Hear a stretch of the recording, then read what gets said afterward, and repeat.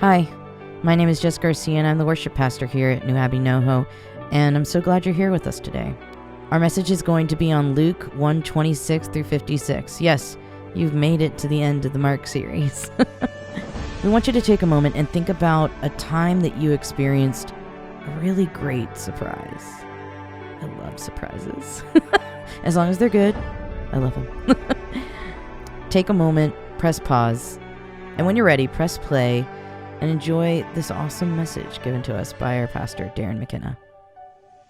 Well, it's Christmas time, and I could not be more excited. I love the Christmas season, everything about it. I love it religiously and the traditions we have in the church. I love it, out just at the store when I'm there with the mask, get a bunch of gloves and hand sanitizer, hearing some Christmas music, and at least one person having like a little bit of holiday cheer. It's just a really great time of year. And I love also that we're just coming to the end of the year, to a collective breath and a collective pause as we approach January, as we approach 2021, thank God for the record.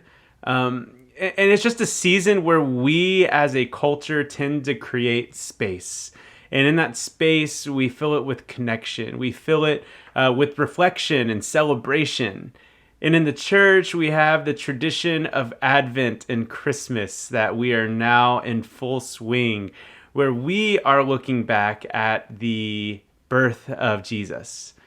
Which I love that. I love that. At the end of the year, every year, we're forced to look back. I won't say forced, but our tradition looks back at the beginning of this movement, Christianity, the beginning of the tradition. And it's a reminder. It fits the season in that it helps us remember maybe we should look back at the beginning of our lives, or the beginning of our careers, or the beginning of our year, or the beginning of that last chapter of life that we just lived through. It's just that collective reminder to look back as that we're entering into this season that I hope all of you are doing personally, and now we just get to do some theological reflection about. And even more fun for me is that we just finished our series in the book of Mark, and we are just going straight into the birth of Jesus, and we're actually going to be reading out of Luke, just seamless through that gospel transition. And what's fun about that is that we just talked about the death of Jesus. And how we talked about it was that the death of Jesus was not the end, but it really marked the end of one cycle. And that the life of Jesus, that what God is doing in the world has a cyclical nature to it. And that it comes back around. And so, of course, at every death, at the death of Jesus, we begin again with another birth. And that's the season that we're in. So as we've reflected on the death of Jesus, it's now time for us to reflect on the birth of Jesus. And in particular, we're actually going to start today with the story that we've already read in Luke 1, the story of the mother of Jesus. Because this theme of anticipation and hope is a huge piece of the Advent and Christmas puzzle. And I want us to spend some time with that idea of hope today. So what happens in the story is that Mary gets visited by an angel. And, well, the first thing that happens is the angel scares the crap out of her, as angelic beings tend to do to humans. But then the angel told her of an incredible and an impossible future. So who is Mary? Like, who is this angel coming to? She's a young woman. She was not a part of the ruling class. She was probably a teenager, poor, and she was in a culture that didn't have a lot of value for women outside of childbirth. And honestly, even if you didn't have the right kind of childbirth within a marriage covenant where that child is able to be part of a family heritage and lineage that would be deemed acceptable, even those women that did not have that situation weren't valued for their childbirth. So she finds herself, which is a really important point in this story. So she finds herself in a very marginalized place. And oftentimes we talk about Mary being very lowly. And I think it's important to remember that the reason we talk about that, it's because she's socialized to think of herself that way. And many translations will call her a virgin. And there's a ton of Christian tradition around that. And it's important to note that that word could easily just mean young woman of childbearing age with no respect to whether they've ever had sex or not. And we're not getting into that debate. That's just something I want to always be honest with, that there's conversations and questions about. But the point is that she's super young, and that this pregnancy, was unexpected at several levels. Like, that's what we're trying to get out of this story. This was not a normal birth. And, I think the most telling line that tells us what Mary is like, I'm gonna read it right here. It's from verse 48 in the Magnificat, which we'll talk about in a second. She says, "From now on, all generations will call me blessed." And I think that says a lot about how she viewed herself, as we've already mentioned, is that she did not see herself as someone particularly blessed, and she did not see herself as someone that other people would consider blessed. She didn't think of herself very highly. And that's an important thing to remember, because God actually had a different idea about who Mary was and what Mary was capable of. And we're going to be talking about that. And we don't want to confuse her self-conception with the reality of who she is that we see put forward in the text.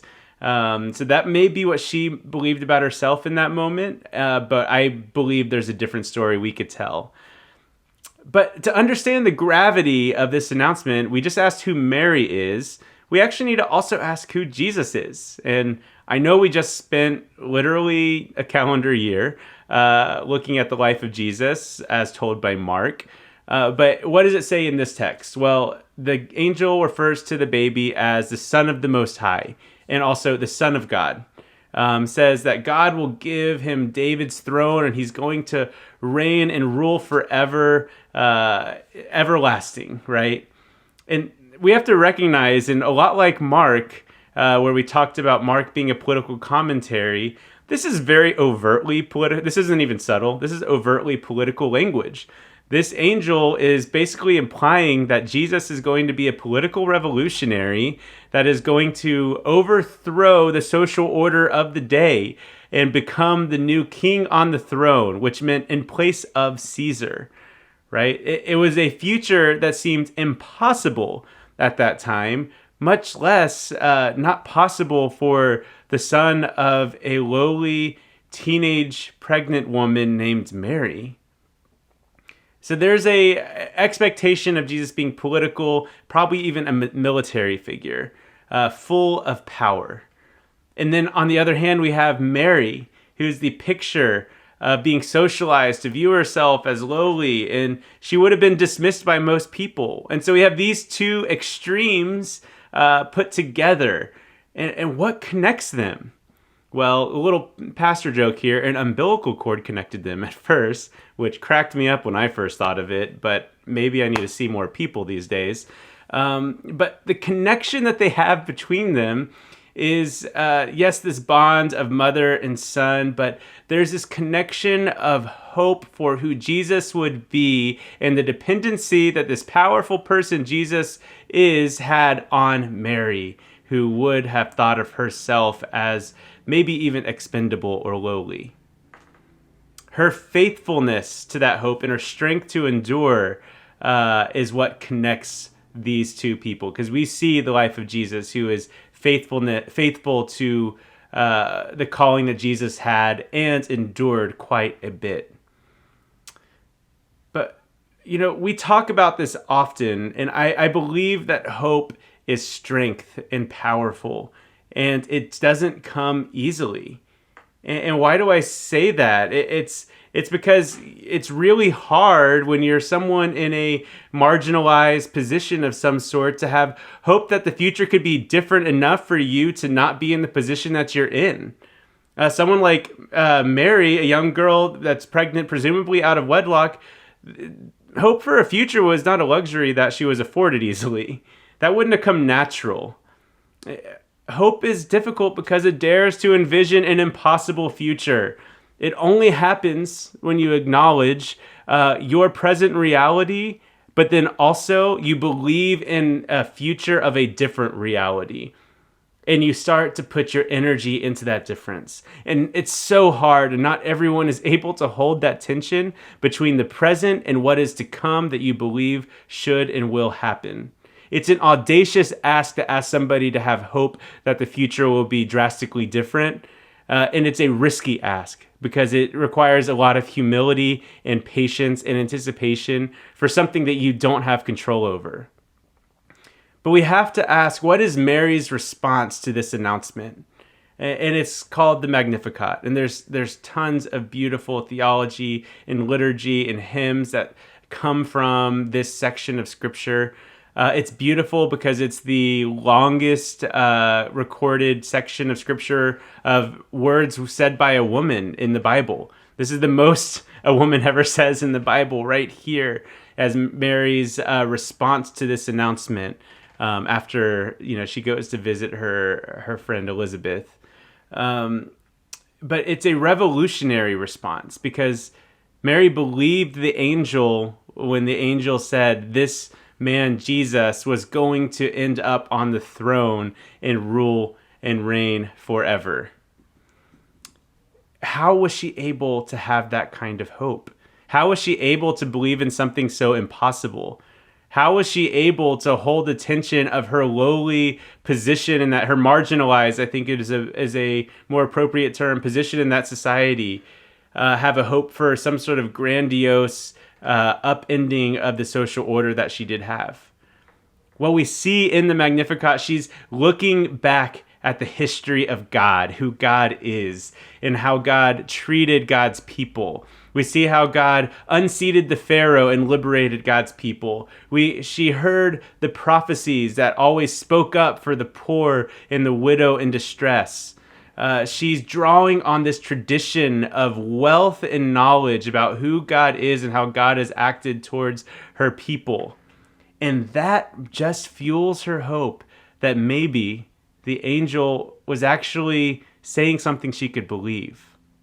Maybe the angel was telling the truth. Maybe someone like her could bear the Son of God, the kind of person who will change the status quo for everybody, not just Mary and her family.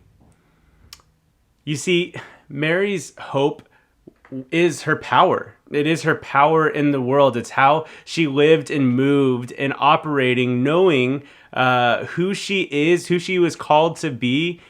By her own hope, she affirms her calling. She affirms her being. She affirms the role that she has in this world. She affirms that she's meant to do something that is greater than anyone would have expected of her at that time. And as the hope in her grows, her power grows too. It turns her into a powerful person who can steward the image of God on earth, or the Son of God on earth. She experiences in real time that God will lift up the lowly and will choose somebody on the margins to bear God's self. And I think the story of Mary is powerful because how many of us have a hope inside of us for a way we think the world should be? See, I believe that we all have a role, we all have a purpose, we all have a calling of some sort on our life, and an audacious one. Now, I don't mean that like your calling, there's a lot of weird stuff around calling that goes around. And what I'm not trying to do is say there's one thing you're supposed to do for the rest of your life. What I am saying is that there are things that you see in a way that no one else sees, that no one else sees.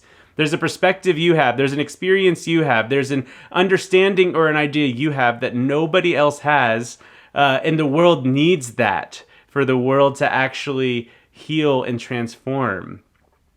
I believe we relate to Mary because we all carry the image of God. We don't bear God in the same way that tradition holds that Mary did, but we all can nurture the things of God inside of us and hope that it's going to turn into something better and healing and transformative for ourselves in the world.